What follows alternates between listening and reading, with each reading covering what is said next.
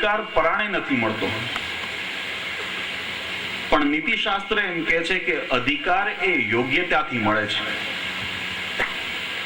જો સત્સંગી તરીકેની યોગ્યતા આપણે કેળવી શકીશું સંપ્રદાયમાં, તો વાલા ભક્તો, તમે એમ માનજો કે એ યોગ્યતા વાળા જે સંતો ભક્તો એ આ આશીર્વાદ મેળવવાના અધિકારી છે, અને એટલા માટે એમને આશીર્વાદ આજના દિવસે મળવો જ જોઈએ.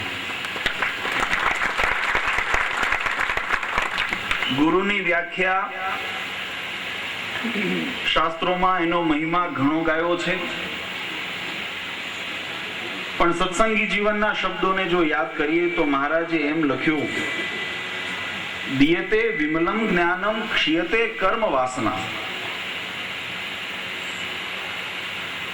સદાચારનું, ધર્મનું, નીતિનું જે જ્ઞાન પીરસીને અજ્ઞાનતા રૂપી, અધર્મ રૂપી જે અંધકાર એને દૂર કરે, અને એનાથી વિશેષ જેમાં જીવાત્મા અનંત જન્મોથી પીસાયેલો છે, ભીડાયેલો છે, બંધાયેલો છે, એવા કર્મના બંધન અને વાસનાના બંધન, એ મોહ માયાના બંધન, એ મદ, તૃષ્ણા, ઈર્ષા, રાગદ્વેષ, કામ, ક્રોધ આદિ જે અંતઃશત્રુઓના બંધન, એમાંથી જે મુક્તિ અપાવે. અને નાનાલાલજી મહારાજે વાત કરી કે જેમ પ્રભુની અંદર તમારી ચિત્ત વૃત્તિ સ્થિર કરાવે, એનું નામ સાચા ગુરુ કહેવાય. દીયતે વિમલમ જ્ઞાનમ ક્ષીયતે કર્મ વાસના. કર્મ અને વાસનાના બંધનને કાપે છે એવા જે સદુપદેશથી જીવાત્માનું શ્રેય અને કલ્યાણ નિશ્ચિત કરે છે, એનો આશ્રય કરવો અને એવા ગુરુ કરવા. શ્રીજી મહારાજે આ સંપ્રદાયની જ્યારે સ્થાપના કરી, વાલા ભક્તો, એ જમાનામાં આજથી લગભગ 250 વર્ષ પહેલા જ્યારે શ્રીજી મહારાજનું પ્રાગટ્ય અને જ્યારે એમને સંપ્રદાયનું પ્રવૃત્તિ એમને જ્યારે આદરી, ત્યારે સંસારની અંદર ધર્મના નામે, સત્કાર્યોના નામે, યજ્ઞના નામે જે આડંબર અને પાખંડ હતા, એમાં જે જીવાત્મા એ પોતાના માર્ગ ઉપરથી ભ્રષ્ટ થતા હતા અને અધર્મના અંદર, ધર્મના બાના હેઠળ, ધર્મના નામે અધર્મની અંદર જે સંડોવાઈ જતા હતા, એમાંથી ભક્તોનું રક્ષણ કરવા, ભક્તોને સદમાર્ગે વાળવા અને મોક્ષ પદની પ્રાપ્તિ નિશ્ચિત થાય, એના માટે આ સુંદર અને શુદ્ધ પવિત્ર સંપ્રદાયની સ્થાપના કરી. આ સંપ્રદાયની જો કે તમામ હિન્દુ સનાતન જે સંપ્રદાય હોય, વિશ્વના જે સનાતન જે ધર્મ, વૈદિક ધર્મ ઉપર આધારિત જે સંપ્રદાયો છે, જેને સનાતનની ઉપાસના કરવા માટે ઈષ્ટદેવનું સ્થાપન કર્યું છે, ઈષ્ટદેવને માન્ય રાખ્યા છે, જે સર્વ આવિર્ભાવના કારણ છે, અને એ જ આપણા ઉપાસનાનું, આપણી ભક્તિનું, આપણા દરેક સત્કર્મનું, ધર્મનું એક કેન્દ્ર છે. આ સારાય સંપ્રદાયના પરમ ગુરુ જેને કહી શકાય, આપણે રોજ આરતીની અંદર બોલીએ છીએ, જય સદગુરુ સ્વામી.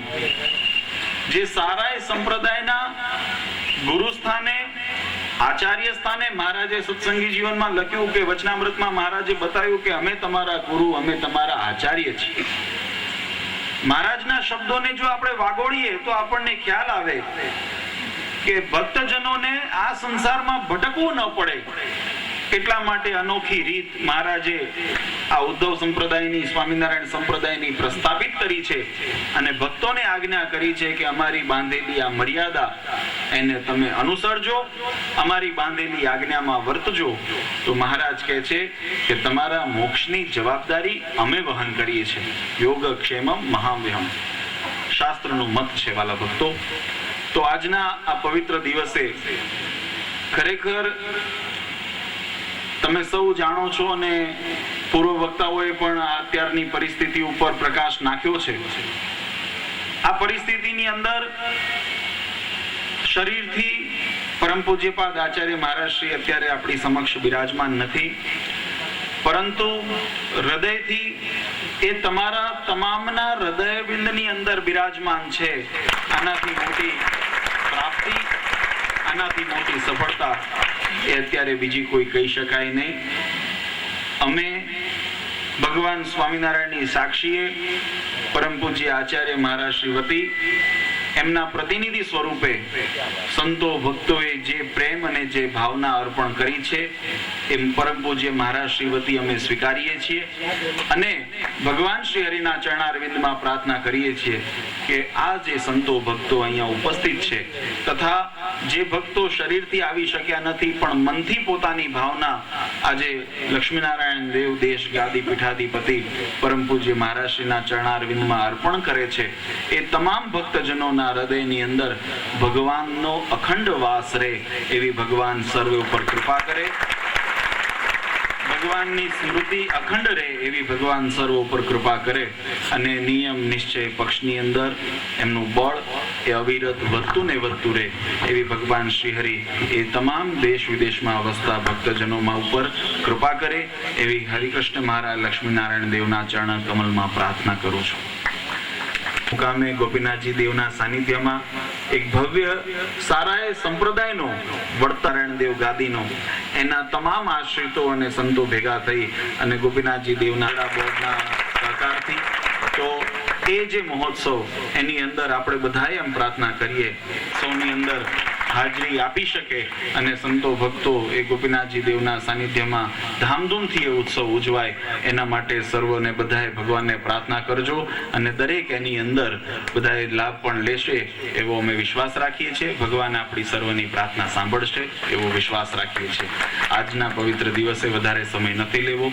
ગુરુ પૂર્ણિમાના પ્રસંગે પરમ પૂજ્ય મહારાજ શ્રી વતી તથા સૌ ગાદીવાળા માતુશ્રી વતી, જો કે માતુશ્રી તો અહીંયા પ્રત્યક્ષ બિરાજમાન છે પણ છતાંય એક મા વતી સારા સંતો હરિભક્તોને અમે ખૂબ ખૂબ આશીર્વાદ આપી સર્વનું મંગળ થાય એવી પ્રાર્થના કરી અને મારી વાણીને વિરામ આપું છું. સહજાનંદ સ્વામી ઘણા ભક્તજનો લેવાનું છે એટલે કોઈ ભક્તજનો ઉભા ન થાય.